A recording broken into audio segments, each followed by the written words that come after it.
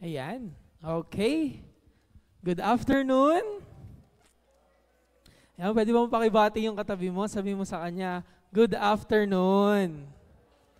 Ayan. So, welcome sa ating church.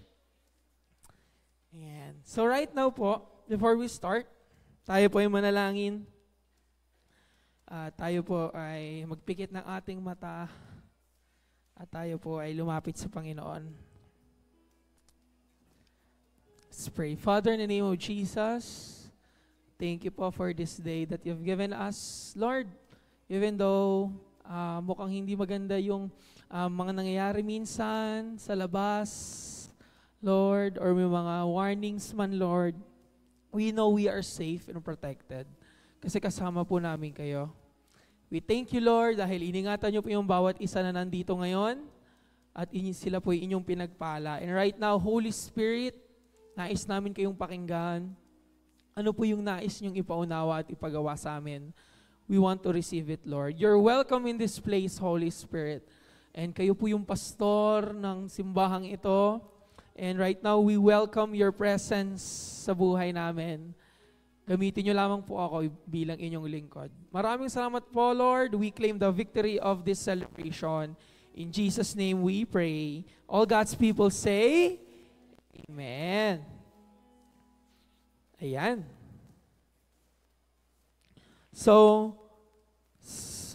magsimula po tayo. Magpapakilala po muna ako. Ako po si Kuya Francesco Arichi. Okay po. So, kilala rin po ako bilang Chipo. No? Medyo matagal na rin ako dito sa Galilee Academy. Dito ako nursery. No? So, nung ako ay ganito pa lang. No? So, and then kinder, no, prep, grade 1, 2, 3, 4, 5, 6, 7, 8, 9, 10. Ayan. And now I am one of the primary leaders dito sa church. No? Isa po ako sa primary 12 ni Pastor Jay. And yun po, I give them all yung credit po dahil dinisciple po nila ako. No? They obeyed the word. And right now po, nandito po ako ngayon as a leader, no? So, by the way, hindi po sa simula ganito kaagad, yung kayang mag-preach harap, no? Nagli-lead ng tao, may cell group. Lahat po ito process. Dinisciple lang po ako nila, pastor. No, may mga leaders tayo na tumutulong sa akin nung una. So, alam nyo po, yung buhay ko noon, before pa po, nung hindi pa po ako sold out kay Lord, the story is not that good. No? In fact, it was kind of sad. No? Kasi, nung bata ako, no, lumaki ako ng walang tatay. No? I mean, hindi ko siya kasama sa bahay for the first 12 to 13 years of my life. Tapos, we are struggling financially, lalo na po nung ako ay on my early years. No? Naranasan ko po talaga na magbenta. Naranasan ko po magbenta ng ice candy. Naranasan ko po na kung ano-ano pong gawing sideline, makabenta lang. No? Tapos, yun po, yung family namin, we are not that, parang sasalitaan natin, hindi kami pinagpala talaga. No? Kasi, yung bahay namin, sa loob lang kami ng isang eskinita, no? Sa Sapatres, Alumaan Street. Sino ba mga taga-Sapatres dito? Meron bang mga taga-Sapatres dito? Meron ba akong mga tropa dito sa Sapatres? No? So, pag may ulan, yung baha hanggang tuhod kagad. Tapos, minsan po, talagang scarcity sa pagkain. Dumadanas po ng walang makain. No? May naalala ko talaga, may isang buwan na wala kaming pera. No, na hindi namin alam anong gagawin. No, so nangingi kami sa kapitbahay. No, at ayun po, no, medyo malungkot po. And then nung ako po ay na-expose na sa labas, no. So lalo na nung nag-senior high school ako.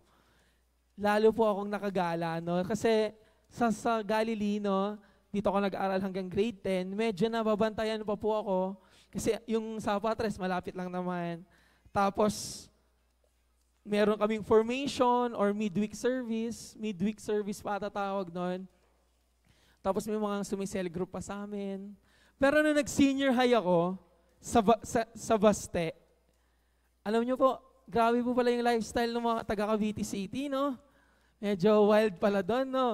So, lahat ng kalokohan nila, lalo ko na-adapt, no? Lahat ng salitaan nila, lahat ng lutong ng pagmura nila, lahat ng pananakit nila, lahat ng mga kalokohan nila, medyo na-adapt ko yon, no? So, dumating yung point in life na tinanong ko yung sarili ko, Lord, ano ba yung kailangan kong gawin? No? So yun yung parang first time na nagtanong ako in my room, ano ba ang dapat kong gawin, Lord? No? And then, the Lord revealed to me, balik ka sa Galilee and mag-cell-group ka ulit, mag-Sunday ka ulit. Punta ka ulit sa Sunday cell celebration. Tapos po, nung naligtas ako, I encountered the Lord Jesus, I am saved, nakuha ko yung eternal life. Hindi po pala doon natatapos. When you are saved, no, pag nakuha mo yung promise ni Lord, na-encounter mo si Jesus, hindi po pala doon natigil. Patuloy. Nag-aaral ako ng Bible, natututo ako mag-pray, no, natututo ako mag-worship. Eventually, ginagawa ko na po yung mga bagay na hindi ko dating ginagawa. No? So, nabawasan na po yung mga kalokohan ko. Ang dami ko na pong tinigil. Tinigil ko na yung mga video games. Tinigil ko na yung mga, kung ano mang kinakaadikan ko nung bata ko. And then the Lord changed my life. No? And yung aking pong family, bless po ni Lord. No? So, sa family po namin, ako lang po yung nag-church dito. So, yung papa ko hindi nag-church dito, yung mama ko hindi nag-church dito. Yung kuya ko hindi nag-church dito, and yung extended family ko, may kanya-kanya rin sila. No, pero I decided, Lord, I will commit. Dito kita nakilala, magpapatuloy ako. So, I learned what the Bible says. No, patuloy ako nag-worship, patuloy ako nag-pray, patuloy ako nagbabasa ng Bible, umaattend lang ako ng umaattend. Yinayaya lang ako sa life class, yinaya lang ako sa conference, niyaya lang ako sa mentoring, may nag-consolidate sa akin. May ginagamit si Lord. And then eventually, natutunan ko na lahat ng kailangan kong gawin sa buhay is, kailangan ko lang pala isik si Jesus. Kailangan ko lang pala sundin si Jesus. No? So, nung na-encounter ko si Lord during life class, lesson 5, life class ng lesson 5. Tapos, binago niya ko, bakasyon ko, no, papasok na ako ng grade 12. Sabi ko, Lord, natutunan ko rin doon na kailangan magbigay kay Lord. So, by the way, ang topic natin, tithes. Para ngayon pa lang, alam niyo na, no? So, or yung kailangan para kay Lord, no? So, nung natutunan ko na yung si Lord, He wants me to be faithful in my tithes and offering. Alam niyo po ba, estudyante pa lang ako, yung baon ko, no, nagtatabi po ako doon kasi sabi ko, Lord, 10% ng baon ko, even though hindi pa ako nagtatrabaho, sa inyo yan. Sunod, nagtatabi ako para sa cell group ko. No, nagtatabi ako para sa cell group ko, nagtatabi ako para sa tithes ko, sa offering ko, tapos nagtatabi pa ako para sa mentoring. Ang nangyayari po, hindi alam ng parents ko, yung baon ko, no, is doon na pupunta. So, may mga times na sa Baste, ang mahal po ng pagkain doon. No, mahal pagkain sa Baste. No, mga college na schools, mahal po. No, sabi ko, grabe, ang sarap ng noodles, stir-fried noodles, may mga Belgian waffle sa gilid, tapos kung ano-ano stalls doon sa loob. Pero dahil nga yung money ko is ginagamit ko for my cell group at nagtatabi ako for my tithes, minsan po nagpa-fasting na lang ako. No, alam niyo yung fasting na forced fasting? No, alam niyo yung forced fasting? Yun dahil wala ka namang pangbiling pagkain, di mag-fasting ka na lang, di ba? Hallelujah. Thank you, Lord. So, alam niyo ba, nagtatapat lang ako in my journey as a Christian. Binibless po ni Lord yung family ko. To cut the story short, hindi na po kami dun sa masikip, puro ipis, puro lamok, baha. Yung kapitbahay namin, lagi nag-aaway. Paglabas namin, nasa na yung mga paso? Wala na, binato na sa kapitbahay. O kaya mamaya yung yung jealousy namin basag na kasi may kaguluhang nangyayari dun sa neighborhood. No, ni-level up na kami ni Lord. No, ang ganda ng nilipatan namin. Nakabili kami ng kotse, nakabili kami ng lupa, nagpapatayo kami ng bahay. Yung kuya ko, Plines, yung kapatid ng lola ko sa mother side, binigyan siya ng bahay, lupa, sa kanya pinangako. So, ayun pa, no, marami pong support na nangyari. May mga pera na akala mong patay na, biglang tatawag yung government, oy, meron pong ibibigay sa inyo dito. May mga friend kami sa ibang bansa, nagbibigay ng pera, ng support. No, talagang inangat kami ni Lord. No, and right now po, no, may mga properties, and I know nagsisimula pa lang si Lord. No, alam niyo po, yung father ko, sa trabaho nun, uupo yun doon, tabi nun mga CEO, mga manager ng mga kung saang-saang galing bansa. Nasabi ko, Lord, nilagay mo dun yung papa ko, promote siya ng promote, no? Secret lang po natin, no? Kasi nung pagpunta rito ng papa ko, talagang naghanap lang siya ng trabaho sa Manila. Kung ano yung pwede, no? So, call center, di ba? And then, in-elevate kami ni Lord. And right now po, ang daming pagpapalang ginagawa si Lord. No? Sobrang abundant. Bakit gusto ni Lord pagpalain or bigyan ka ng abundance? No, ang ganda. Pwede natin itanong yan, di ba?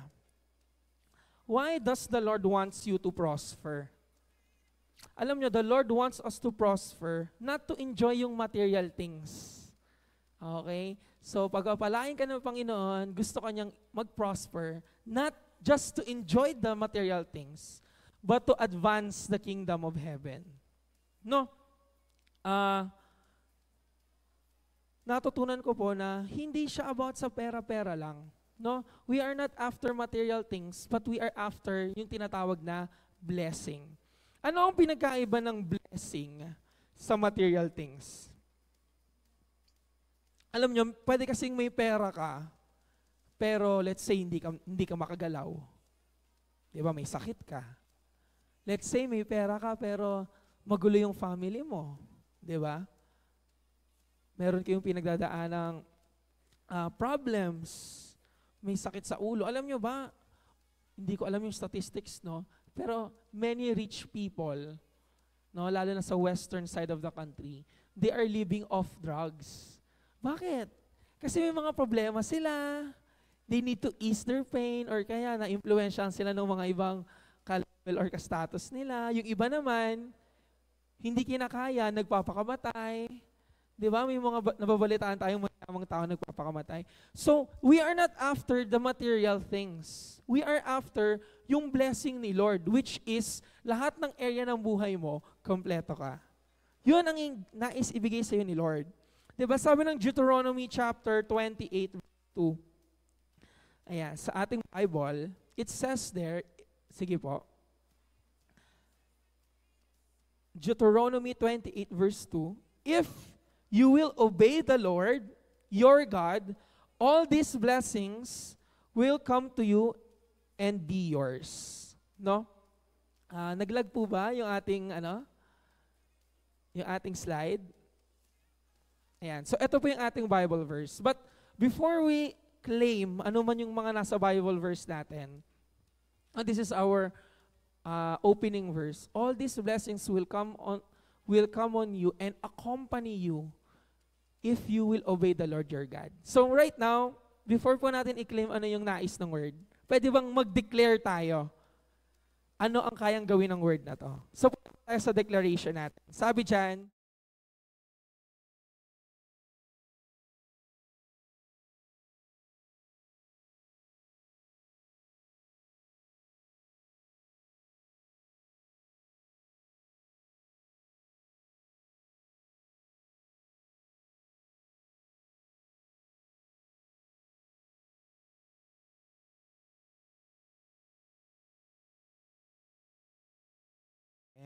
Amen. So, balik po tayo doon. Ang topic po natin is New Season, God's.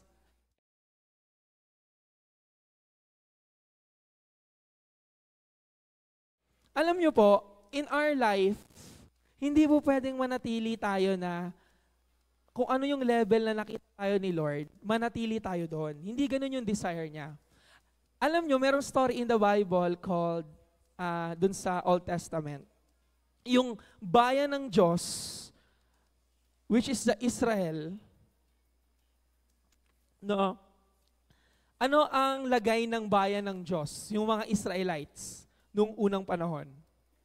Sila ay alipin ng Egypt.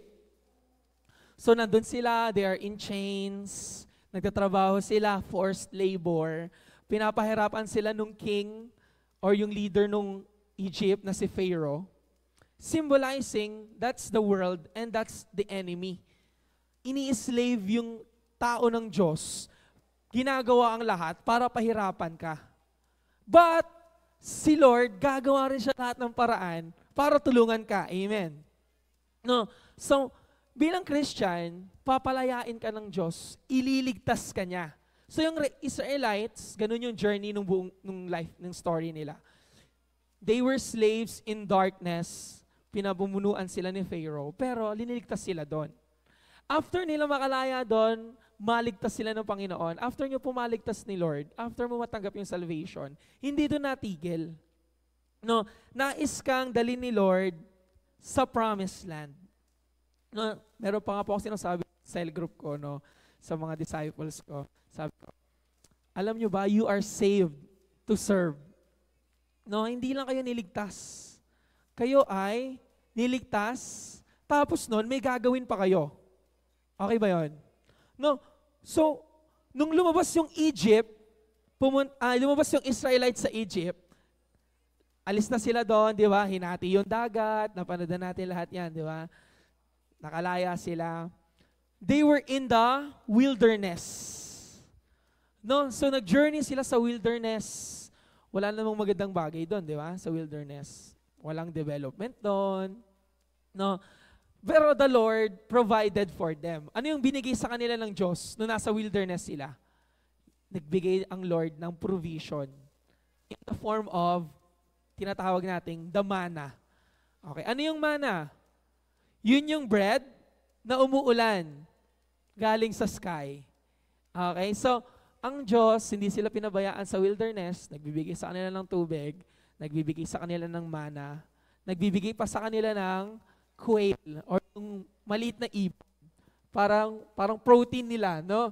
So, nasa wilderness, ang provision ni Lord, yung tinapay na umuulan, yung manna. Pero hindi yun ang nais ng Diyos. Gusto niya, from wilderness, pupunta sa promised land. Ano ang pangako sa promised land? Ito yung land na flowing in milk and honey. So, tayo, liligtas tayo ng Panginoon. He wants us to bring us to our new season. Huwag tayong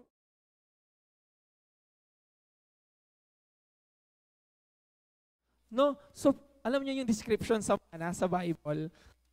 Sabi doon, wafer-like with the taste of honey. So parang imagine mo, Nissin wafer. Parang ganun. Pero hindi chocolate, honey flavor.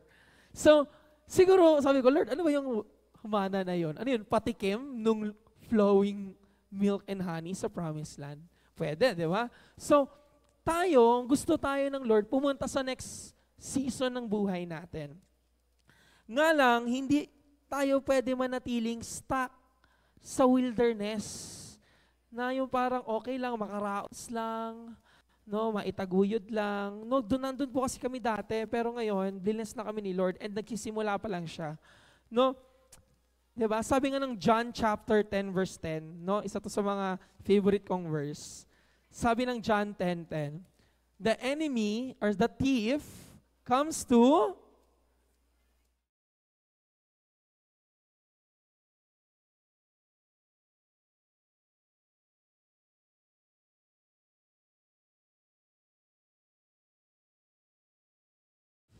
sa ibang version, I want to give you life to the fullest. No? Sa malalim na version, Zoe kind of life. Ano ba ibig sabihin nun?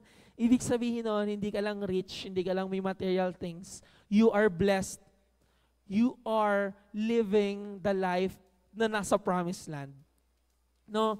So, nga lang, ang isip natin, kala natin, niligtas tayo ng Panginoon sa kamatayan, sa impyerno, pero meron pa pala tayong mas higit na purpose. Hindi lang pala tayo inalis sa Egypt.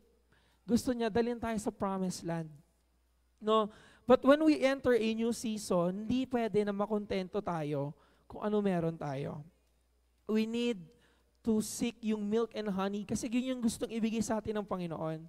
Kaya hindi pwedeng nandito ka sa church, mananatiling naupo ka lang. Dapat nagle-level up ka. No? Pagpasok natin, no, tinuturo sa atin ni Lord na dapat hindi lang tayo, di ba? Yung iba kasi, ano na lang ako, sa langit na lang ako liligaya. No? Dapat maranasan mo naman yung promised land bago ka pumunta ng heaven. Amen. No, sino dito gusto niyo maranasan niyo naman yung promised land? No? Na hindi lang parang mairaos lang. Alam mo, sabi di ba kanina sa Deuteronomy, the blessing will approach you or accompany you if you obey me. Yun yung nais ng Panginoon. No?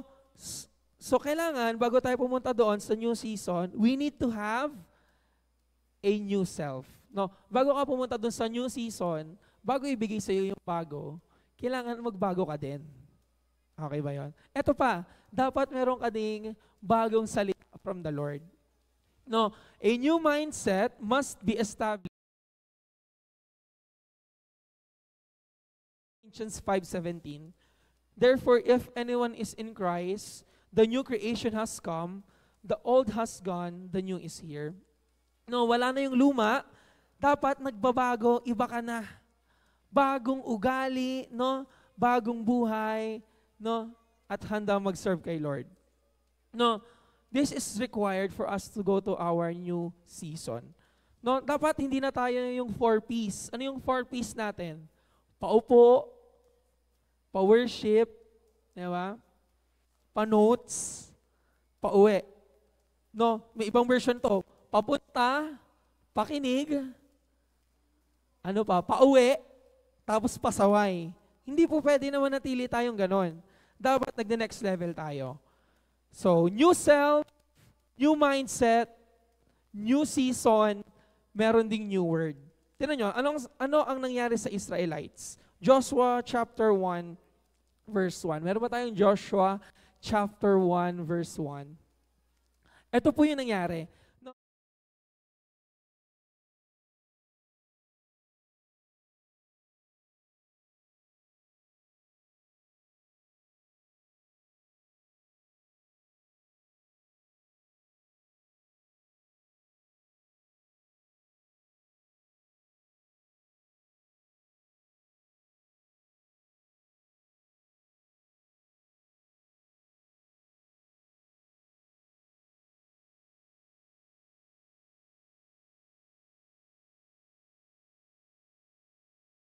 Them. No. So, pupunta na sila sa bagong level. When you go to your next level, dapat meron kang fresh word from the Lord, revelation from the Lord. Sa madaling salita, bago kami maggawing bagay, dapat meron kang salita ng Diyos. Di ba?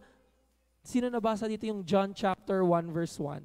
In the beginning was the Word, and the Word was with God. And the Word was God. Sa umpisa pa lang, dapat may Word. No, for example, saan ka papasok na trabaho? Dapat may Word of God ka dyan. No, sinasabi sa akin ng leader ko, bago kami gawing decision in your life, or bago ka mag-transition into something new, dapat meron kang Word of God.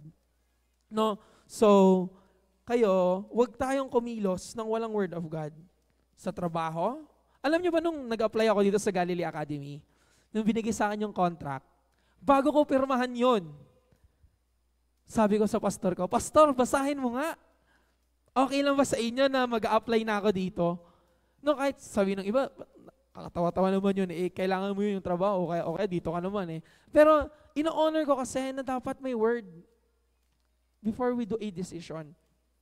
So, bago ka pumasok sa isang relationship, bago ka magplano for marriage, even sa pagpili ng college, pagpili ng career, dapat meron kang salita ng Diyos. Okay ba yun? No? Kasi that will protect you. So si Joshua, sinabihan siya ng Diyos. Dun sa verse 2, Moses, my servant, is dead. Bakit sinabi pa ni Lord kay Joshua ito? Di ba assistant nga siya ni Moses? Alam niya syempre alam niya na patay na si Moses. Alam na ni Joshua na patay na si Moses. Pero biglang may dumating na word si God kay Joshua. Joshua, my servant Moses is dead. Alam naman ni Joshua. Ano ibig sabihin nun? Ibig sabihin nun, the Lord is Joshua, wala na yung leader mo. Ikaw, huwag ka na mag-isip na assistant ka lang. You will now be a leader. Magbabago ka na ng mindset. No? So, siguro nasanay siya na kung ano sabihin ni Moses, gagawin niya. Ano yung sinabi ni Moses, i-echo niya lang sa tao. Pero, ngayon, patay na si Moses. Isipin mo, wala na yung leader mo, ikaw na ngayon. No? So, siya yung ginamit ng Diyos para mapunta sa next level yung bayan. No? So, ang nangyari doon is yung buong kalangitan at ang Diyos sinusuportahan si Joshua. So, kung gusto mo ng ganon, before you do something, dapat renew your mind at meron kang word of God. No? Something that is new. To go to your next level, you need to renew your mindset. No?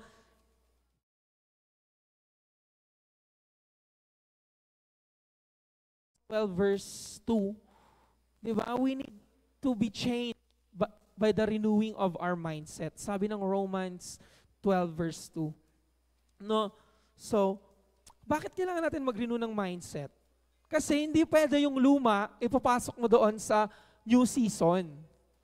Okay? Hindi kayo magtatagal sa makabagong mundo pag luma pa rin yung galawan mo. Parang ganito, ang cellphone mo, Nokia yung pinipindot.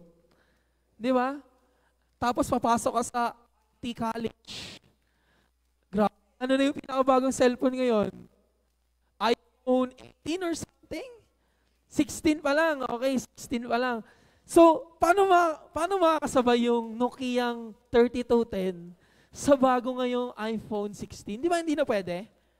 So, we need ourselves to renew our mind. Kailangan din natin mag-update. Di ba? So, ako may computer ako. Yung computer ko napakabagal. Minsan, ang remedy ko doon, tinutok-tok ko lang, ay gumana. Tinutok-tok ko, ay gumana. O kaya, restart, renew. O kaya, reboot. Dadaling ko sa IT, i-reboot niya. Pero, eventually, mabagal ulit. Nakakainis. No? So, ano yung pwede kong gawin? Bili ako bago. Sino dito? Anong mas gusto mo? I-repair? O bili na lang bago? Di ba? Siyempre, gusto natin, bago na lang, di ba? Baka mamaya updated pa yon. So, sa atin, we need to renew our mind. Hindi totoo yung the sky is the limit. No? Our mind is the limit. Meron ata tayo dyan, no? When we think na yung mind natin, yung nag-limit sa atin, may chance tayo kasi hindi natin maigawa yung nais ng Panginoon dahil minsan makitid yung pag-iisip natin, ayaw natin nung pinapagawa ni Lord, no?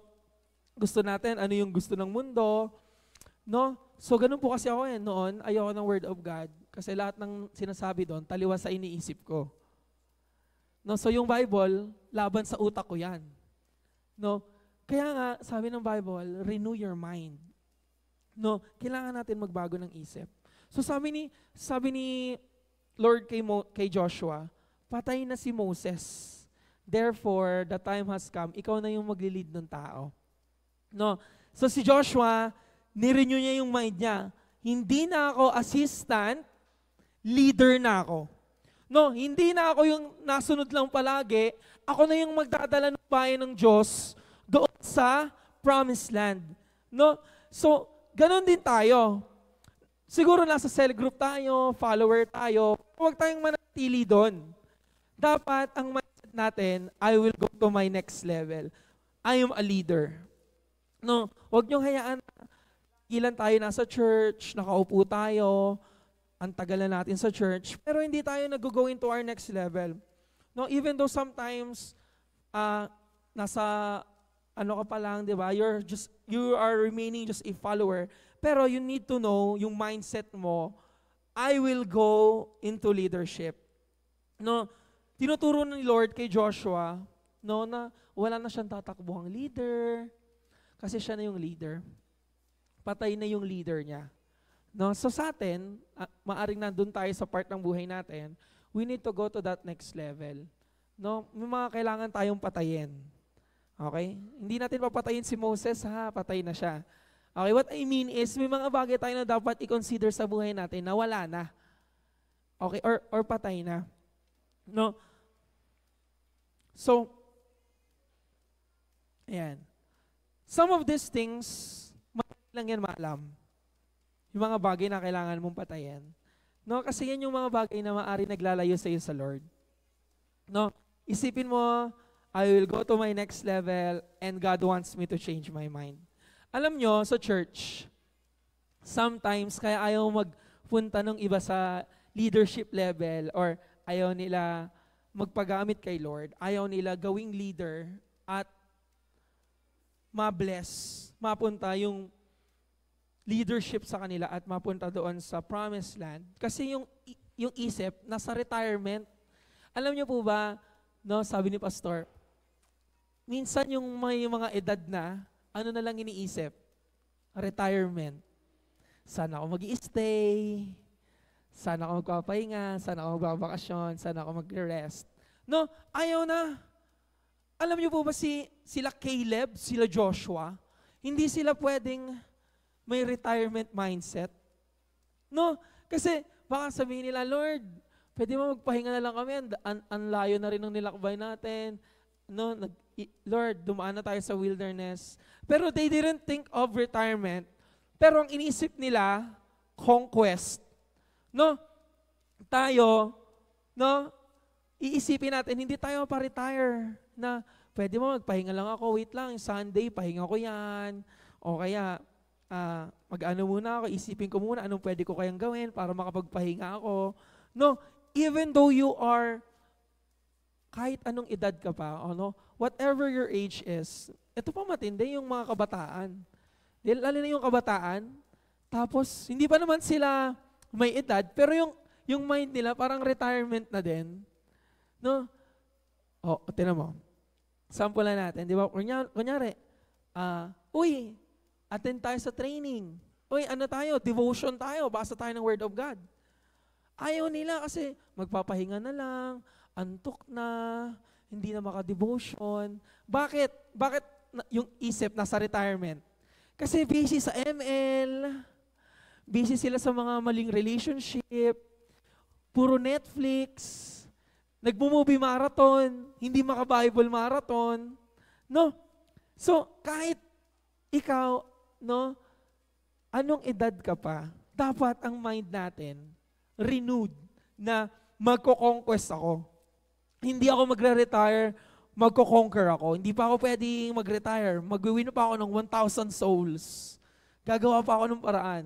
No, so, yung mga tropa mo, iniisip, saan tayo magre-relax? Ano mga bucket list na natin? Di-fulfill na natin. Ikaw, ang banat mo, gagamitin pa ako ni Lord. I will change the nation. Dadalhin ako sa new season. Ang hinahanap nila, pahinga. Ang hinahanap mo, kaluluwa. Bakit? No, kasi pare, kakaiba ako eh. New season, new mindset ako eh. No, so hindi nila maunawa, tatawanan ka nila. No, kasi ganun yung nangyayari sa akin, no, inaasar ka nila. No, pero they don't know, I'm living my purpose. No, so, dapat mataas ang pangarap. Hindi pa retirement yung mindset. Bakit? When you stop growing, you start declining. Mas maganda, when you stop developing, you start declining. Alam mo ba, pag sa church, hindi ka nagde-develop, kunyari, napasimba ka, tapos hindi ka naman nagde-develop, ayaw mo magpa-train, ayaw mo magpa-disciple, ayaw mo makinig sa leader mo, you will start declining. Eventually, wala ka na sa church. No? Kasi nga, when you don't develop, you decline. Ganun din sa science, di ba? Pag di mo ina-exercise yung muscle mo, liliit yung muscle mo. No, ganun din in spirit. So ano yung mga dapat nating ayusin? Okay, ano yung mga dapat nating baguhin? Number 1, we need to spend more time with God. Number 2,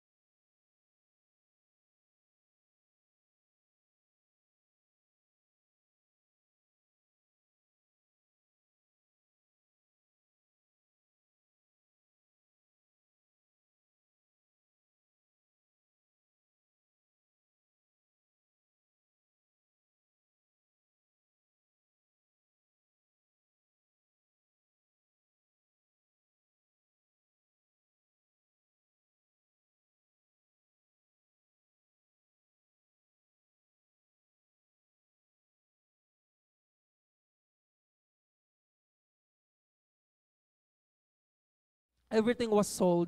Binenta na namin. Doon ako natira sa Gentry. Tapos, hinahanap ko yung presence ni Lord.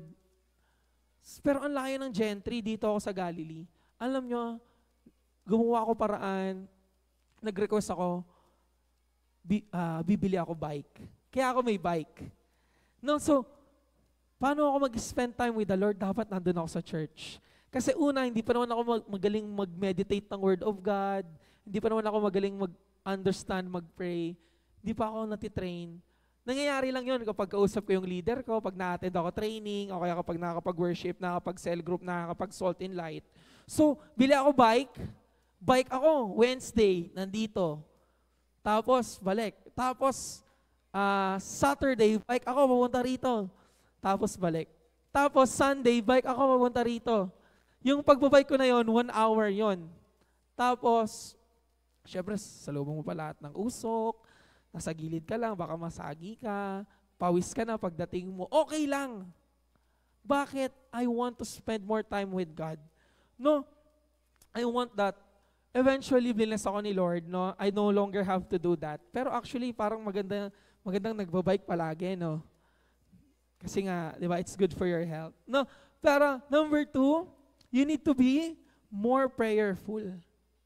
We need to be more prayerful. Kung di nyo alam, we're really part of a cell, meron tayong round-the-clock prayer. Every 3 hours, may naka-assign mag-pray. Okay, kunyari ako, naka-assign ako sa 9 a.m. Magpipray ako for 12 minutes. Tapos may focus prayer ako doon. No? Tapos meron tayong morning prayer, meron tayong evening prayer. Di ba po, sa Zoom? No? Alam nyo po, isa yan sa dapat nating ipaglaban, yung prayer. Ako may family, nung una, they are not supporting me sa church. All of them, hindi nasama sa akin. Pero alam nyo po, dinadaan ko lang sa prayer. Dati, dinadaan ko sa init ng ulo. Oo, tatanggalin ko talaga yung mga nilalagay na kung ano-ano ni mama sa kwarto ko, tapos tinatapon ko yun. Lalo siya nagagalit, lalo kami nag-aaway. Pero sabi ko, Lord, prayer pala yung susi. Alam niyo ba yung nanay ko ngayon, a-attend siya ng The Great Harvest Aklan Network sa National Conference, Boracay, led by Bishop Oriel and all yung mga network leaders sa Visayas. Grabe! Sabi ng nanay ko, in-invite ako ng cell leader ko dito. Punta daw ako. Kaso, medyo mahal. Sabi ko sa nanay ko, Ma, sama mo si Papa. Ako bahala sa inyong dalawa. No, noon, nag-aaway kami, Ma, magsimba ka naman, Ma. Punta tayo sa church, Ma. Doon may mag-1 verse sa atin, may mag-consolidate sa atin. No, ngayon, nag-church na siya, may cell leader na siya. Pinagpipray lang namin yon. No? Ewan ko kung ilang katakot na iyak ang nangyari sa prayer, no? Pero when you do those things, nakilos si Lord. Number 3, we meditate His Word more. No? So, parang magkakasunod yan. You spend time with God, you become more prayerful. Eventually, you will be able to meditate His Word more, and you will become worshipful. No, alam nyo ba, kinakausap ko yung sarili ko. Hindi to part ng preaching ha. Sa akin lang to. No, sa level ko sabi ko, alam mo pag minsan inaantok na ako, tapos sobrang dami kong ginagawa, tapos 3 hours lang yung tulog ko.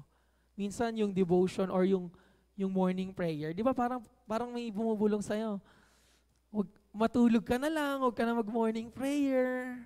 Tapos pinapaypayan ako ni Satanas. Antokin ka na. No, pero alam mo, kinakausap ko yung sarili ko, sa akin lang to hindi nyo, sinasabihan ko yung sarili ko, ang kapal ng mukha mo, ginagano ko yung sarili ko. Leader ka, tapos ayaw mo mag-spend sa prayer. Ginagano ko yung sarili ko, antindi mo. No, may goal ka.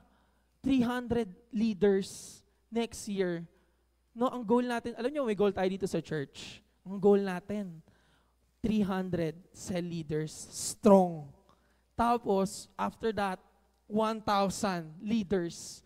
So sabi ko, kinakausap ko sarili ko, ayaw mag-spend ng time sa prayer, ayaw mag-devotion, ayaw mag-spend time with God. Kinakausap ko sarili ko, sinasabihan ko, antindi mo, leader ka.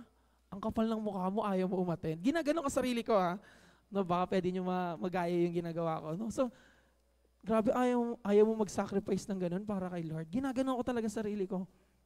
And number 4, we need to be worshipful. No, pag naging worshipful ka, sabihin nun, hindi ka lang nakanta. No, hindi ka lang nakanta ng worship. Ibig sabihin nun, yung life mo, worship.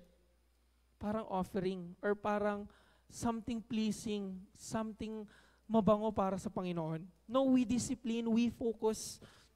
No. So bago tayo pumunta doon sa 1,000, GUCCL, 1,000 strong leaders, no, kailangan maasahan tayo sa mga maliliit na bagay. We need to renew our minds. We need to discipline ourselves. No? Paano mga discipline na pwede natin gawin? Sabi ko nga, baka in the future, pwede tayong mag-assign ng mga usher. Alam mo yung mga usher, yung mga nag-a-assist. Lagyan tayo ng usher dyan sa gilid, sa gitna, dyan sa gilid. Tapos pag may nakikita silang natutulog, no? Anong gagawin nila? Pipitikin nila, hindi, biro lang. Bibigyan nila ng candy, for example. Uy, gising, di ba? Lalo na yung mga nakaganto na, di ba? So, pag tinanong mo, ano ginagawa mo? Pinagpipray ko lang po si pastor. No, wow, okay, hallelujah, di ba? Tapos pag nasa cellphone, bantayan nyo ha. Ayan, siguro dito, saka dito may usher. Ayan, saka dyan, saka doon. No, titignan nila, baka mamaya nasa Shopee na o nasa kung saan-saan. Di ba? Pag tingnan na ng cellphone, kapatid, ano yung ginagawa mo? Minamay-day ko lang po si pastor. Praise God. Di ba? So dapat ganun tayo. Pag nag-worship tayo, saan ka punta? Worship. Pupunta ka doon, wala ka nakuha. No, dapat maayos. May discipline, may order. Mag-worship talaga. Ay bibigay yung best para kay Lord. Pumunta ka rito, sino kakaharapin mo? Hari. Si Jesus. Alam niyo ba, pag sa hari, pabastos ka, pwede kang pugutan ng ulo noon. Di ba, no? Talagang, pag maharap sa hari noon, may dalang mga offering, yung mga taga-ibang lugar. Di ba? Sa atin, the King of Kings, si Jesus. Buti na lang, He is sitting on the mercy seat. No? Pero we can change our mind, we can renew our mind so that matamasa natin yung new season. No? So, as much as possible, magdala tayo ng tumbler. Okay? Or magdala tayo ng kahit anong cup natin para pag umiinom tayo sa likod. Di ba? Minsan para mabawasan yung mga pakalat-kalat na plastic cup. Kasi nga ang mind natin, parang gusto natin, pang 1,000 tayo. So dapat maayos yung worship natin. Sunod, ano pa ba mga naisip ko? Ito yung isa kong naisip, no? Yung, alam niyo ba yung communion? When we take yung may maliit na kupita, tapos yung may naka-plastic. No, yung basura, huwag yung isuksok doon sa kupita kasi naawa ko doon sa naglilinis noon. Imbis sinuhugasan niya na lang, nahihirapan pa siya, tatanggalin niya yung plastic sa kupita. No? So, yung trash natin, i-manage natin.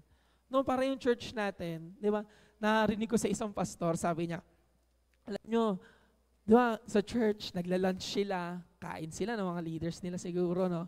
Tapos, tapos na sila kumain, yung kalat pinagkainan nila, yung mga hugasan nila, lalagyan na lang sa kusina. Pagpunta mo dun sa kusina, grabe yung mga pinagkainan. Parang pag nakita mo yung mga hugasin, papray na lang daw na, Lord, kumilos ka at linisin mo tong mga plato. Kasi medyo siguro magulo masyado, no? But they learned na, ganito na tayo. Trash in, trash out. No, the Lord blesses yung mga ganong types of worshiper. No? Diba? Dapat nagpapakorek tayo ng ganyan. Sino ito naniniwala for you to go to your next level? Hindi ka na dapat balat sibuyas. No, yung tatanggapin mo lang yung gusto mo. Wag. Dapat, miski masakit, kailangan mo tanggapin. Sino example natin dyan? Si Peter. Di ba tinawag siya ni Jesus? Ano sabi sa kanya ni Jesus? Get behind me, Satan. Ngayon kasi si Peter maramdamin, hindi na siya nadala ni Lord doon sa 3,000 na naligtas. Nagpipreach si Peter, patuloy yung ministry niya hanggang ngayon impacted yung mga Christians. Kasi hindi siya na-offend. He is offense-proof. Madali niyang tanggapin yung ganon na correction. No, so we need these things para po tayo ay mapunta sa next level. So we need all of this. No, alam nyo, hindi pa sila basta nakapasok yung si Joshua and the Israelites sa Promised Land. Merong Jordan River. Kung alam nyo po yung Jordan River, malakas po ang current noon. Hindi ka basta-bastang makakapasok. No, pero sabi ng Lord, baguhin nyo yung sarili nyo and something great will happen to you. Alam natin, nabasa natin yung story na yung Jordan River, gumawa ang Lord ng daanan doon. Di ba? At nakatawid sila. Kasi they changed their mind. Nag-renew sila. Ano yung sabi ng Joshua chapter 3 verse 5? Di ba? Sabi ng Lord doon, then Joshua told the people,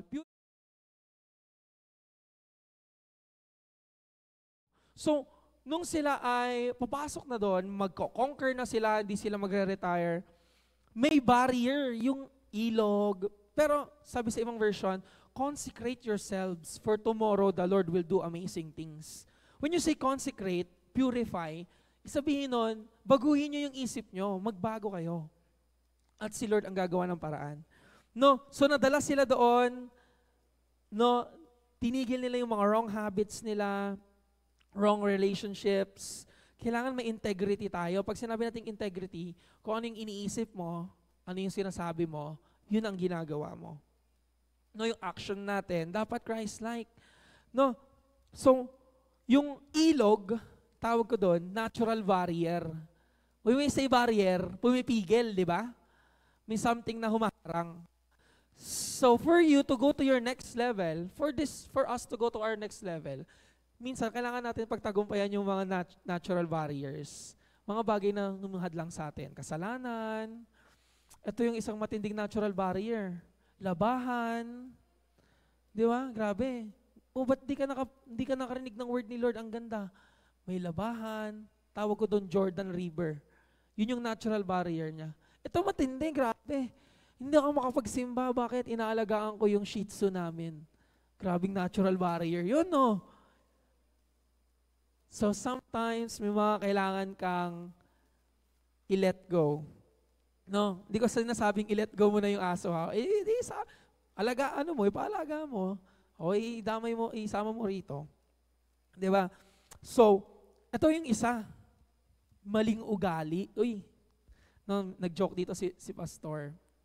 Sabi daw dun sa women's conference, si Pastora Geraldine, yung ating national coordinator, sabi niya sa mga babae, maging mas mas maging mabait kayo sa mga asawa nyo. Sabi niya ganun. Tapos, wag niyong tingnan ng masama, irapan, ayusin niyo yung ugali niyo, sabi niya doon sa mga kababaihan. No, kasi sometimes we need to change so that we will get the new season. Okay ba yun? Amen. Alright, so new season requires new thinking, new word, and new understanding. Tignan nyo. Ayan, new season requires new thinking and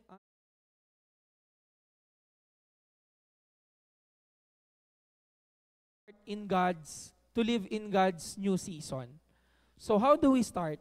Magsimula tayo sa economy. Okay? Kailangan ma-bless tayo in our economy. So we have, una, develop natin yung faith, sunod, yung wisdom, generosity, and management. Ano yung una? Faith. Ayan. So, why do we need to develop our faith? Okay. Alam nyo, when you start to believe na may Diyos, hindi mo siya mapiplease kapag wala kang faith. Okay? You cannot please the Lord pag wala tayong faith. No, naalala ko tuloy noon sa amin, pag may sakit, unang nilalapitan yung albularyo. O kaya pag may pangangailangan, unang hinahanap si Bombay. Kung saan-saan napunta yung faith nila. Yung isa nasa sabong yung faith niya. Doon daw siya uunlad. No, or kung saan-saan. No, kailangan natin pataasin yung faith natin.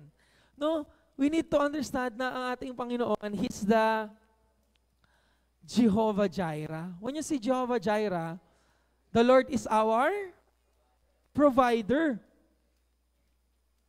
Hindi si kapitbahay, hindi si mayor, hindi yung tulong, hindi yung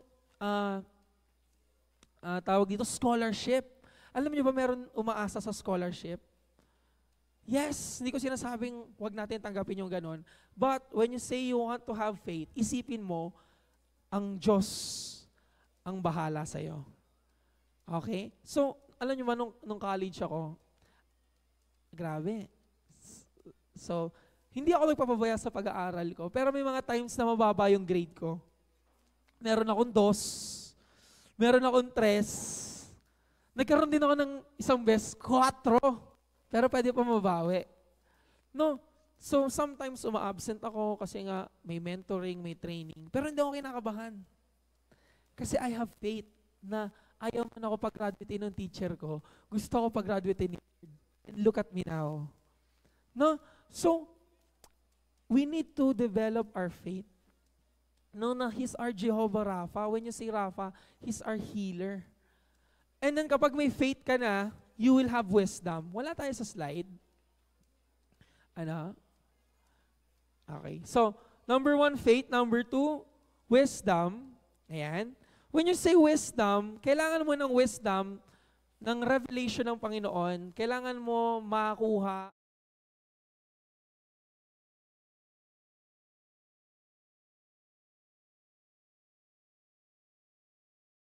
fullness will happen. No, kailangan natin maunawaan yung word ni Lord at kailangan natin gawin. That's wisdom.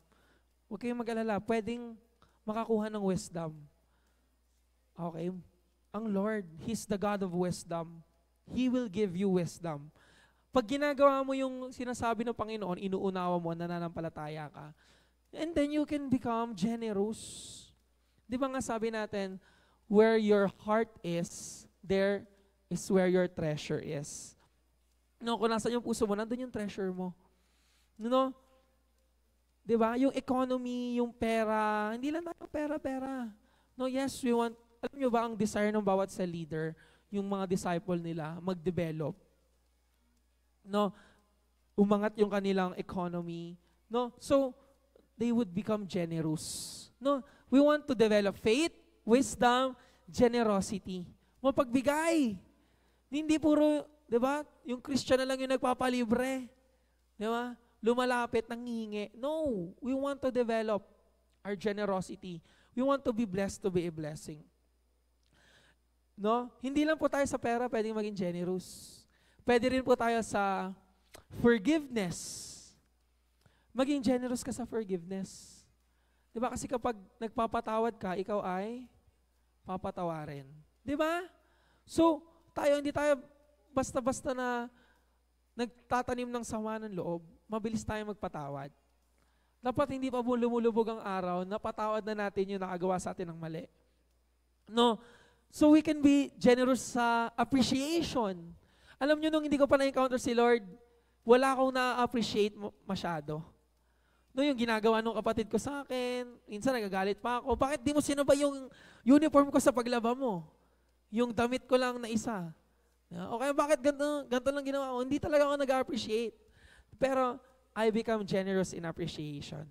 Okay, tinawa. Sabi mo, tingin ka sa tabi mo, magsabi ka ng isang bagay na nakikita mong maganda sa kanya. Dali. Kung may katabi ka ngayon, sabi mo sa kanya, ang ganda ng kilay mo. Sabi mo sa kanya, di ba, ang ayos ng buhok mo. Di ba? Ang ganda ng forma mo ngayon. Dali, sabi mo sa nasa kanan mo, sabi mo sa kanya, ano yung isang magandang bagay na pwede mong sabihin sa kanya.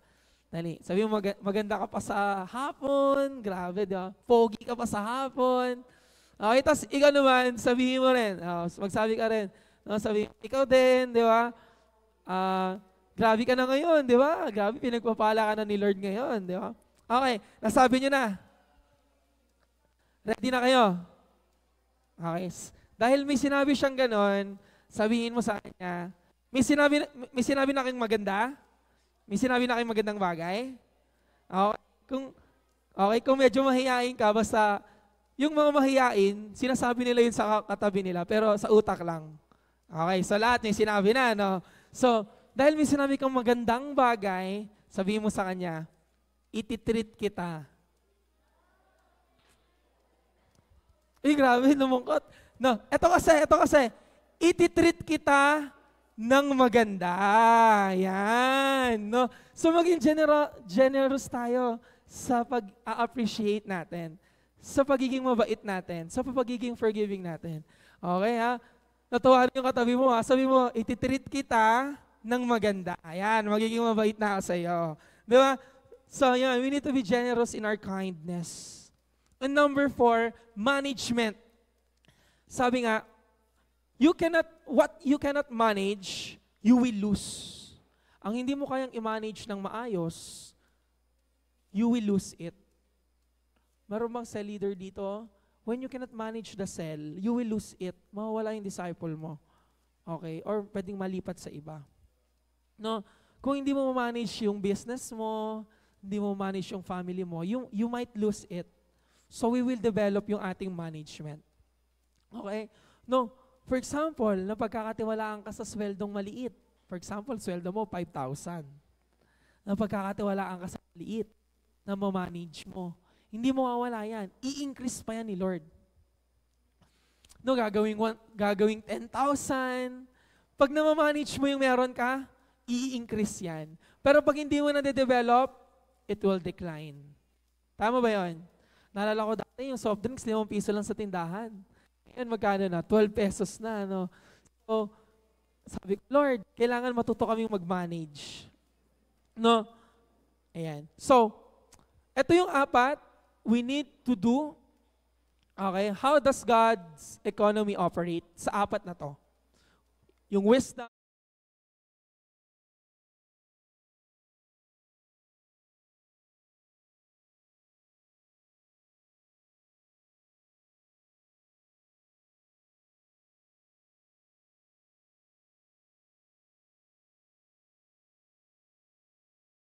son. Okay, introduction pa lang po yun, no? So, ito po yung ating lesson. Faithful tithing. Kung gusto mo mapagkatiwalaan in God's economy, you need to be faithful in your tithing. Mamaya, explain ko ano yung tithing, no? Una, it is God's portion. Okay, number 1, tithe is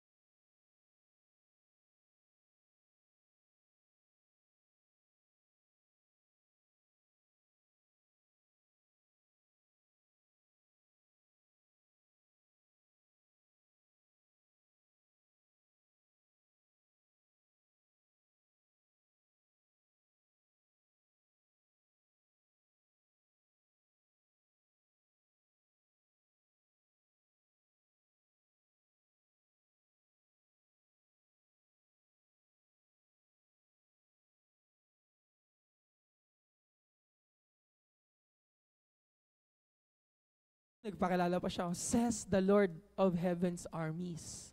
No, parang, tas sabi niya, may promise, di ba? I will pour out, grabe, a blessing so great, you won't be have enough room to take it in. Sobrang tindi ng pagpapala ko sa inyo when you bring me what's mine or my portion. The tithe is God's portion, not yours. Number 2, tithe is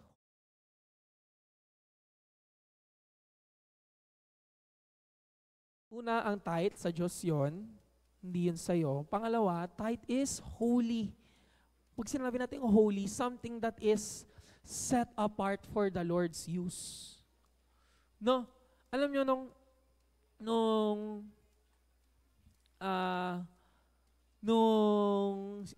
sino ba yon? Si Adab and Abihu, anak ni Eli. So they were bringing yung sacrifices for the Lord. Tapos sabi ng Lord, yung fat nung offering is to be considered holy portion ng Lord. So bawal nyong kainin, huwag nyong gagalawin.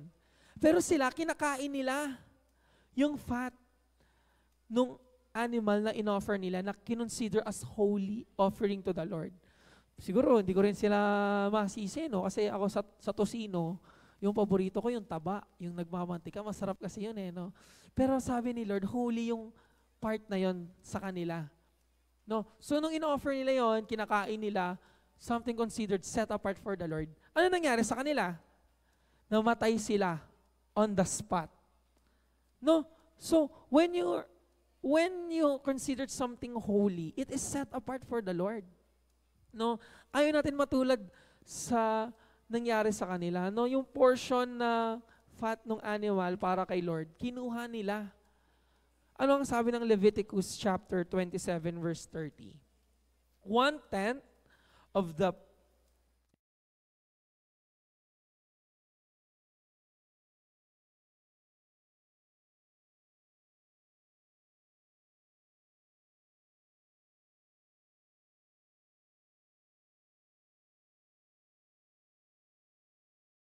So 1/10 or in other terms, 10% nung kanilang napuproduce. 'Di ba kaya 'di ba nga nila doon, ang living nila noon is 'yon, nagtatanim sila sa fields. No? Ngayon, it is set apart to be holy. No? Huwag gagalawin. Kay Lord 'yon. No, bawal mabawasan. No, so hindi natin pwede sabihin na, Lord, kailangan ko po gastusin yung tithe. Bakit? Kasi need ko po pangkain or need ko po pang bayad ng kuryente. No. Hindi pwede galawin yung tithe. That is set apart as holy for the Lord. No. Nung estudyante pa lang ako, nagta-tithe na ako. So, ano ang 10% ng 20 pesos? 2 pesos. So, tithe ko yun, 2 pesos. Hindi sa akin yun. By faith, sabi ko, Lord, yung 90% sa akin, yung 10% sa'yo. I consider it as holy. So, ako pa lang yung nag-tithe sa family ko, but the Lord blesses us. No? Inaangat niya po kami kasi nga, when you obey the Lord, may abundance. Tingnan nyo, number 3.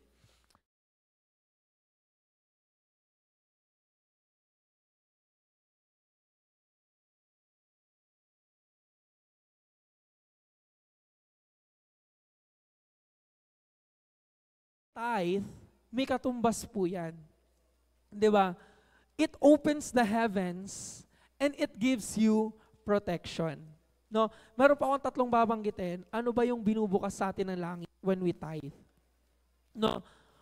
So we do not experience, ayan,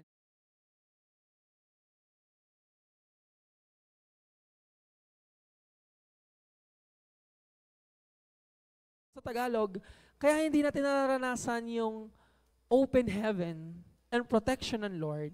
Kasi sariling idea lang natin minsan yung ginagawa natin. Di ba?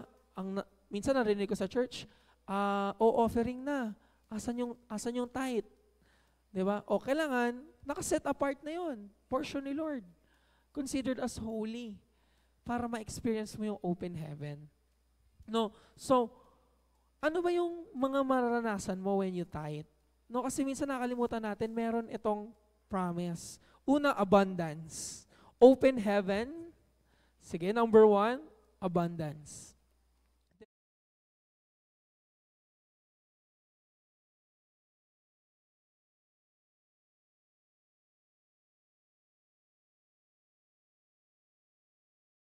Ah, Malakay, chapter 3, verse 10. Tignan niyo sabi niya dyan, no? Bring all the tithe in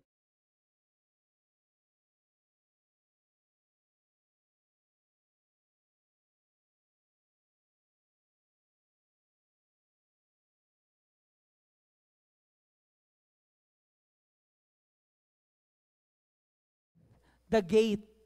I will open the heavens for you. No? So, yung pagpapala ng kalangitan, bukas para sa iyo. Anong uri ng pagpapala?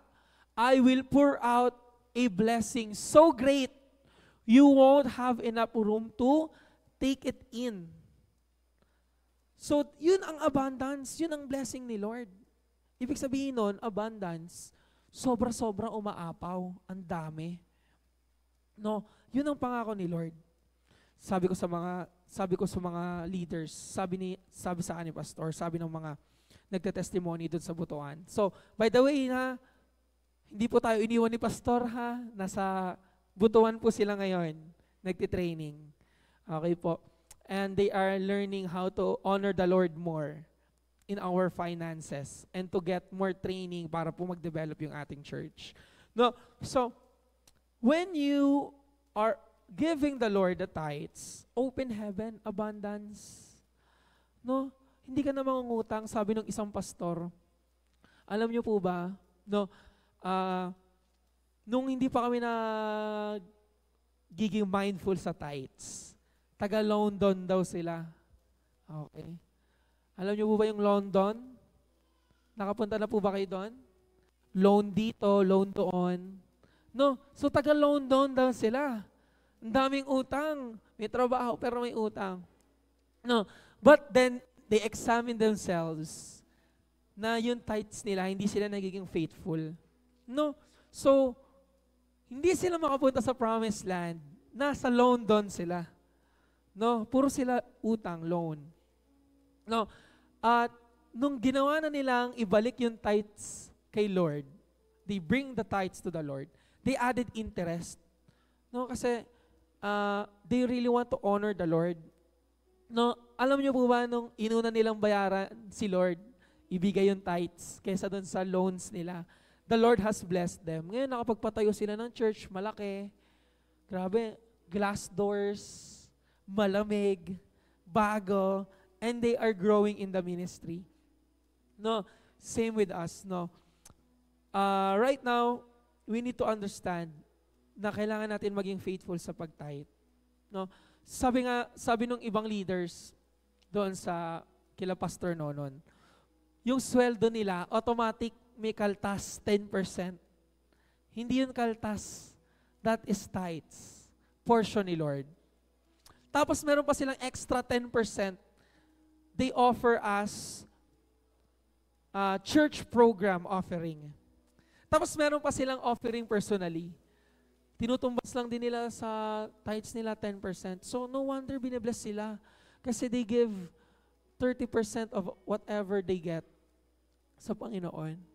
No, alam nyo, pag nagbabaptism sila, nagla-life class sila, yung life class nila, 1,000. Yung magla-life class party sa kanila, yung ibinabaptize sa kanila, 3,000. No, nag-grow sila abundantly. Yung, ano mo yun, yung hindi mo na sinasadya, pero pumapasok pa rin yung mga tao. No, kasi open heaven. Grabe yung mga leaders nila doon. 7-digit income a month.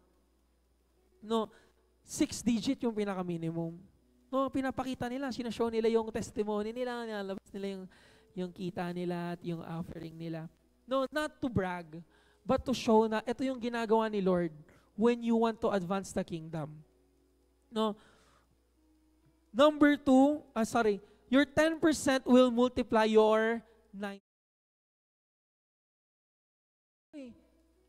pag binigay ko yung 10% ng income ko kay Lord, 90% na lang nabawasan, lalo ako maghihirap. Mali. Hindi totoo yun.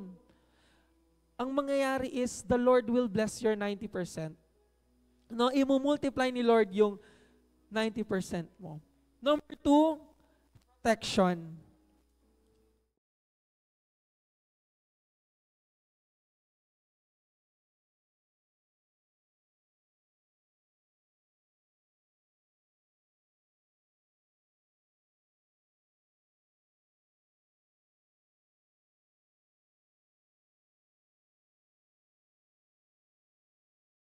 No, so when we tithe, yung 10% natin yon, it brings protection. So hindi tayo kinakabahan. No, hindi ako kinakabahan. Sabi ko, Lord, pagpapalain nyo kami, our future will be secured. Bakit? Kasi nagtatapat ako. Lord, hindi ko pwede sirain yung sarili ko kasi nga, ito yung promise ng Lord. So, hindi ako kinakabahan kung may hindi man mabayaran. Hindi ako kinakabahan kung may bills. Si Lord sumusuporta. Siya yung nagpo-protect sa akin. No, yung iba kinakabahan, saan ako kukuha? O kaya, yung pera ko, saan ko itatago? Bili sila safe. No? O kaya yung bangko na yan, baka magsara, mawala yung pera. No, kaya baka magkasunog, masira bahay namin. No, walang ganung mangyayari sa'yo. No? Sabi ko nga one time, sabi nga nung pastor one time, shinare ko lang din, miski yung bahay mo, maiwan mong di nakalak, hindi ka mananakawan. Sabi ko, kasi nga, you're protected. No, no curse will come upon you. You just need to be faithful. Okay? Huwag natin gawing konti yung tapat, gawin natin marami yung tapat. No?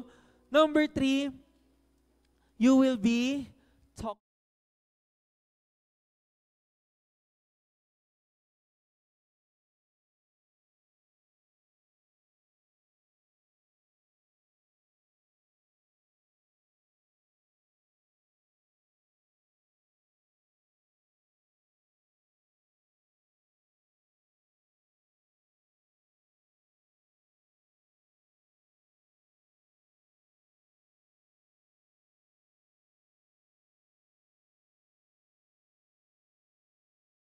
Di ba?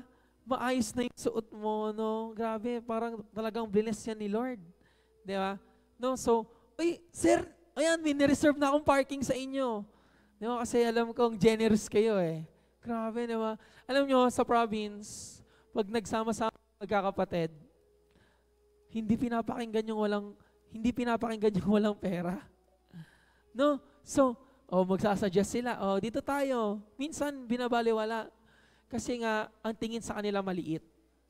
No? But, when you are faithful to the Lord, He will bless you. You will become the talk of the town. Ikaw yung papakinggan. No?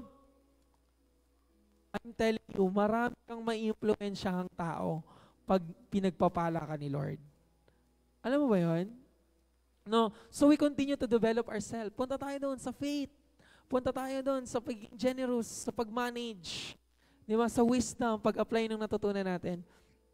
No, alam niyo po ako, no, hindi ko na kailangan masyadong makarinig ng testimony. Even though I want to desire, sige po, I listen to the word all the time pag nag-share yung mga kapatid. What I mean is, hindi na ako kailangan i-convince na kailangan mo mag-tithe. Why? Kasi na-experience ko po siya. I have faith in the Lord na dahil nga ako ay tapat sa tithes ko, He will open the heaven, He will protect me, and He will use me para i-bless yung maraming tao. No? So, ganun po yung goal natin. No? We want that sa bawat isa sa inyo. No, kasi we know yung income natin, we will use that to advance the kingdom of heaven. No, we want everyone makapunta doon sa promised land. Huwag lang sa provision. Makapunta tayo doon sa abundance. Amen. No. So, number 1, open heaven. Number 2, protection. Number 3, you'll be the talk of the town. No, hindi para magyabang, to have a good reputation. na ganito si Lord, nagpapala siya ng tao. Hindi tayo hinahayaan ng Lord manatiling kuripot, walang maitulong, walang mabigay. He wants us to be generous. So you would inspire others to win more people, to bless more people. So paano natin ito i-apply? Meron ba tayong application sa slide? Ayan.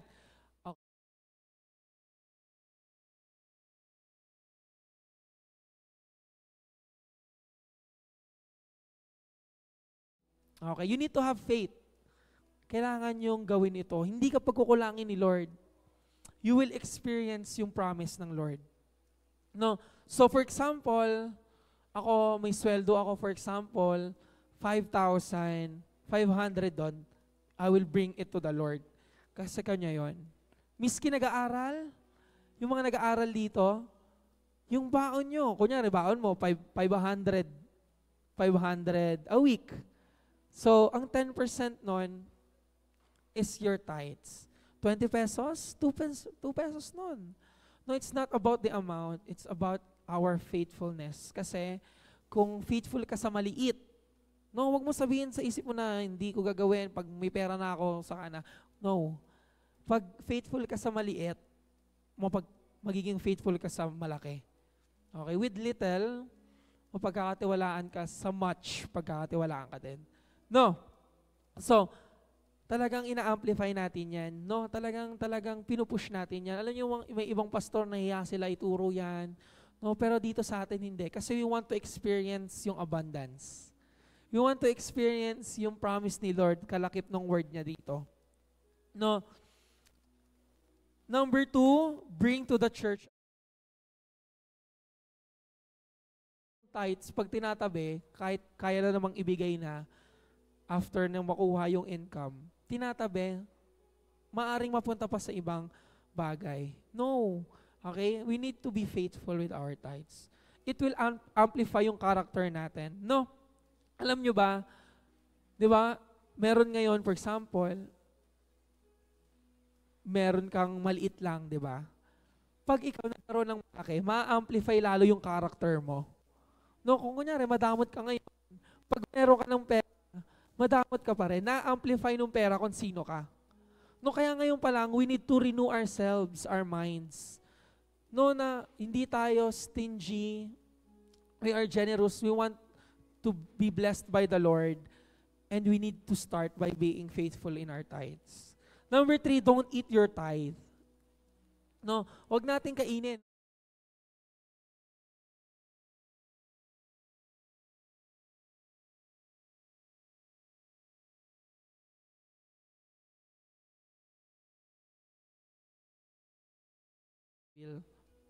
No, so imbis na pinagkatiwala nila kay Lord, si Lord ang masusunod, kinain nila, kinonsume nila. Anong ginawa nila nung kinain nila yung fruit? Di ba, nagtakip sila? Anong tinakip nila? Di ba, kumuha sila ng halaman para itakip sa sarili nila? No? So, wag tayong gumawa ng sarili nating idea. No, let's follow what the Lord wants. So, ang ginawa ng Panginoon, ng Diyos, di ba, kumuha siya ng animal and ginamit niya yung animal na yon para damitan si Adam and Eve.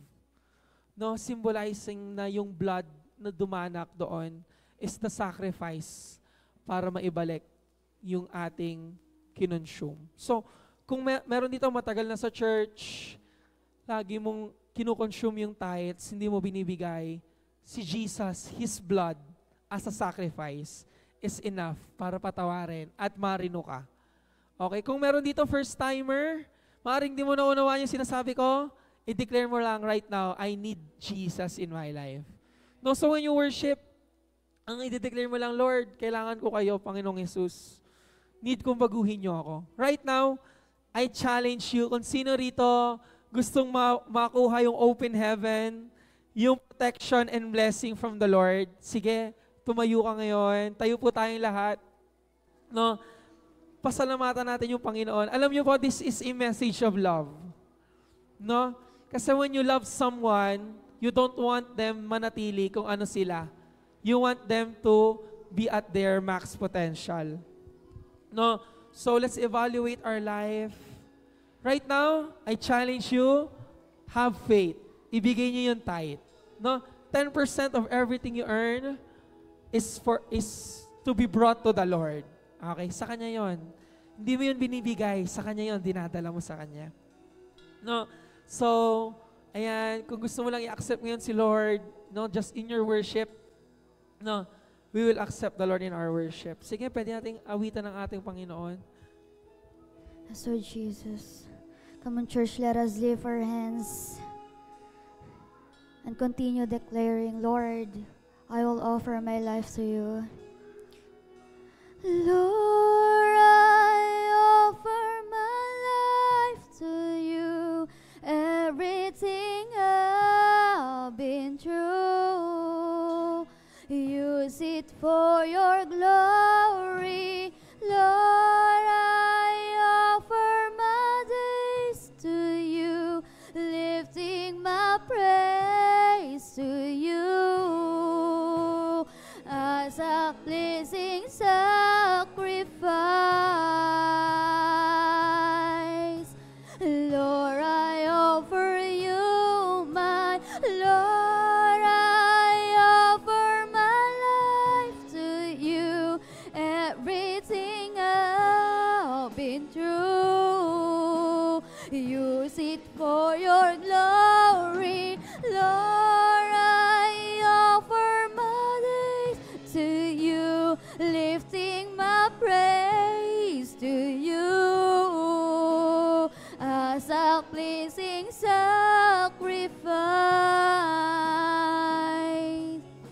Lord, I offer you my life. Yes. Right now, no, I'm calling bawat isa po sa atin na nandito ngayon, no, maging masaya po tayo. Kasi po, mahal tayo ng Panginoon. Okay, pinatunayan nyo nung binigay si Jesus para sa atin. Amen.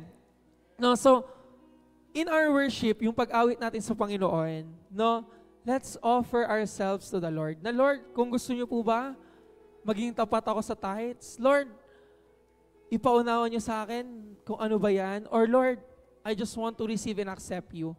No, right now, we will give the Lord yung worship na deserve niya.